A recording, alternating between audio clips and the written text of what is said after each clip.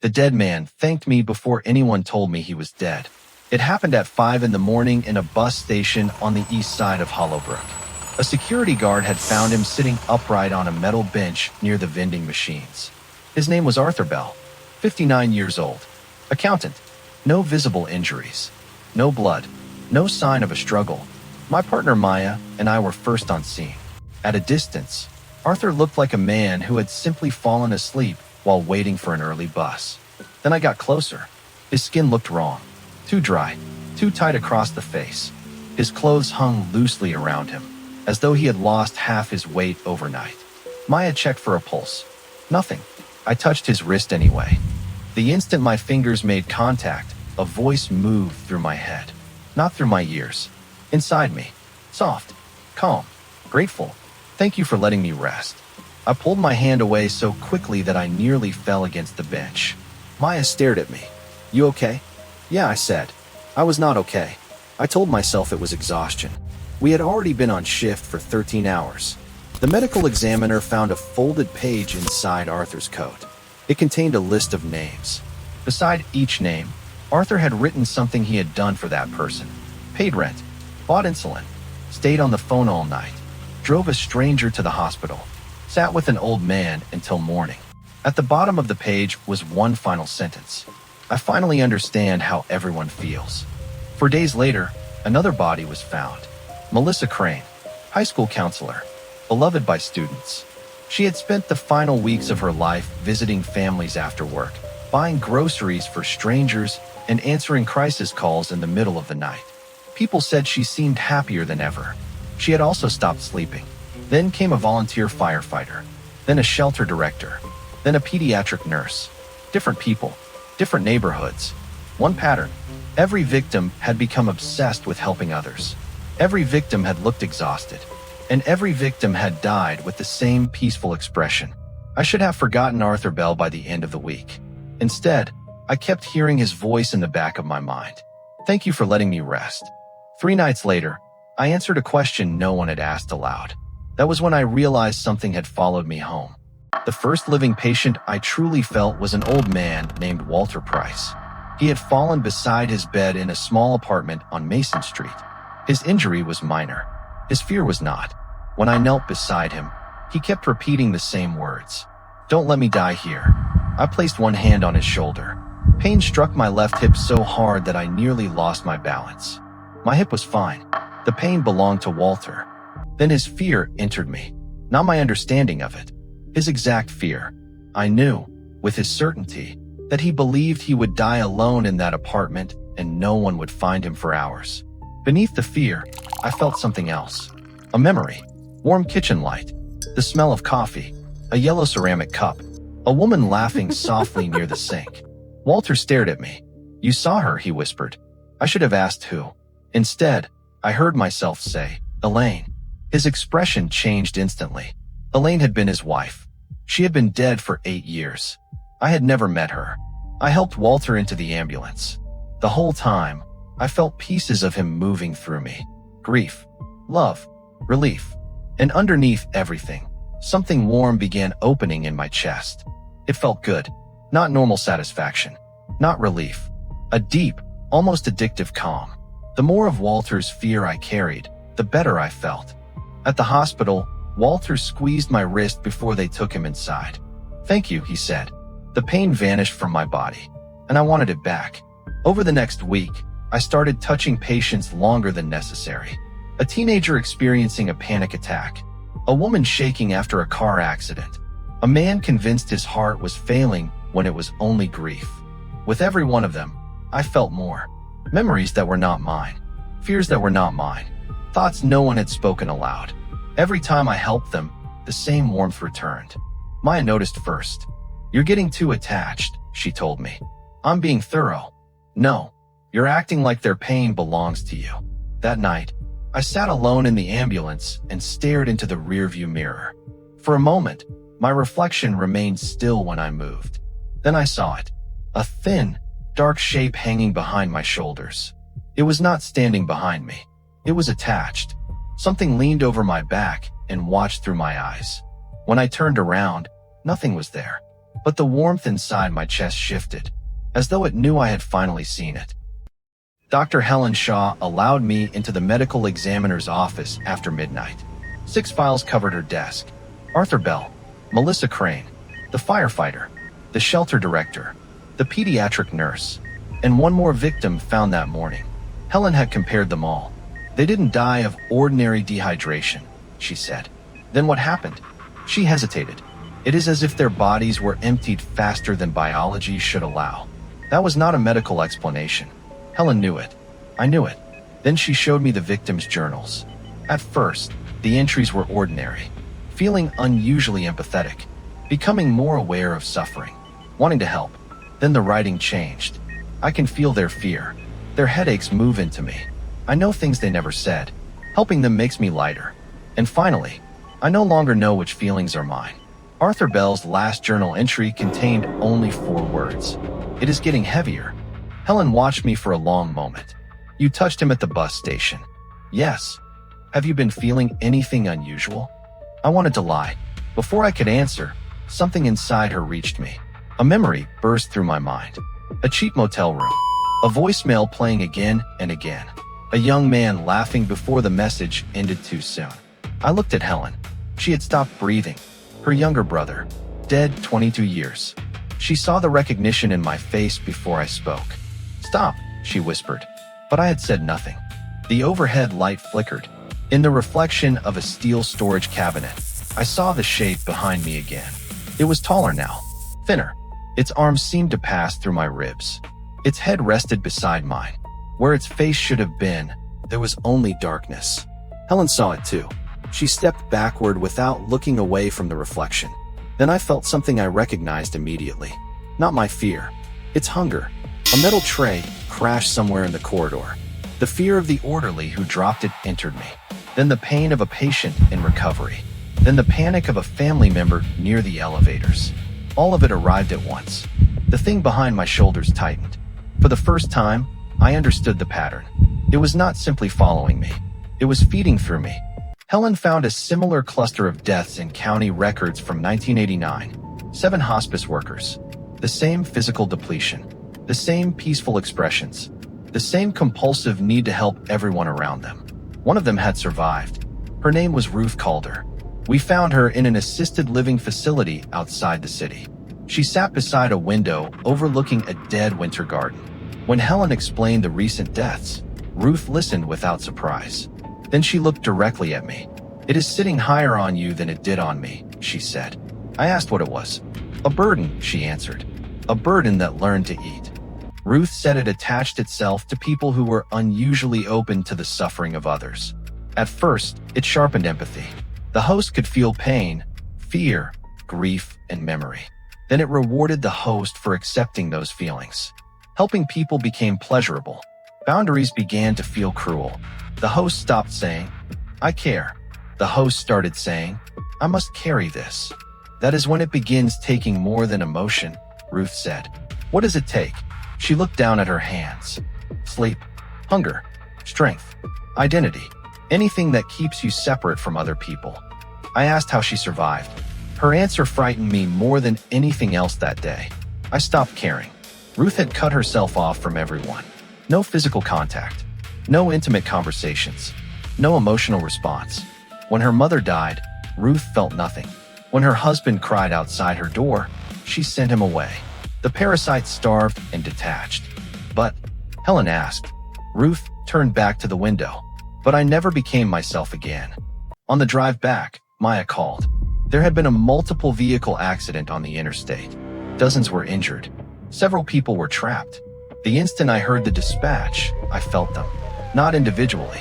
A whole field of fear and pain waited in the darkness ahead. The thing inside me pulled against my ribs. It wanted me to go. The worst part was that I wanted to go too.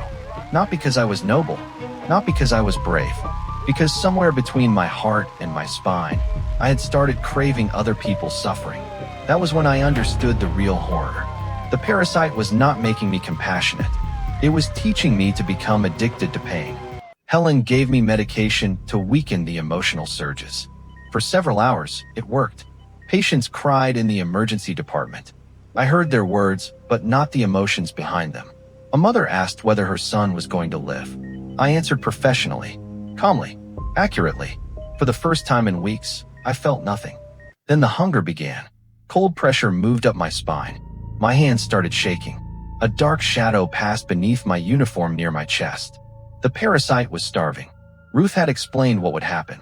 If I stopped feeding it too quickly, it would consume whatever remained inside me. If I continued feeding it, I would end like Arthur and Melissa. Maya stayed with me in an unused hospital room. She placed a chair against the door. "You're not leaving tonight," she said. People were suffering throughout the building. Even through the medication, I could sense them. A frightened child waiting for surgery. A man about to learn that his wife might never wake up. A nurse hiding in a supply room because she was too exhausted to stop crying. "They need me," I said. Maya shook her head. "No, it needs you to believe that." I became angry. Then I noticed something.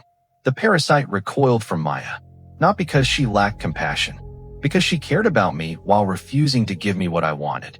She had compassion with limits. She refused surrender. Maybe Ruth had accepted the parasite's false choice. Become empty, or be consumed. What if there was another way? What if caring did not require possession? I asked Helen to bring me the victims' journals.